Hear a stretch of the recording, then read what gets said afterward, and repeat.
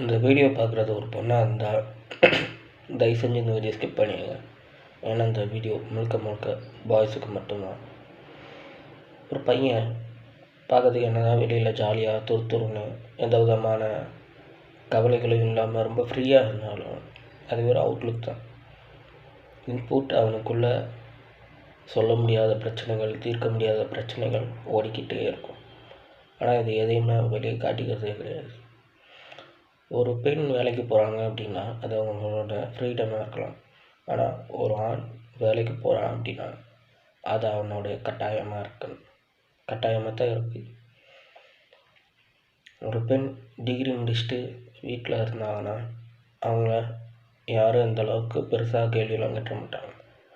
ஆனால் அதுவே ஒரு பையன் டிகிரி முடிச்சுட்டு சும்மா இருந்தானா இந்த சொசைட்டி அவனை கேட்குற கேள்விகள் வேறு மாதிரி இருக்கும். அதுக்கு வைக்கிற பேரும் வேறு, வெட்டிப்ப.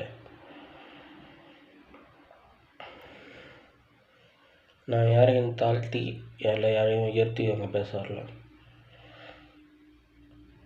பாய்ஸ் அண்ட் கேர்ள்ஸ் எல்லோரும் ஈக்குவல்னு சொல்கிற இதே சொசைட்டி தான் ஒரு சில சமயத்தில் கேர்ள்ஸுக்கு மட்டுமே எல்லா இம்பார்ட்டன்ஸையும் கொடுத்துட்டு பாய்ஸை கவனிக்கிறதில்ல.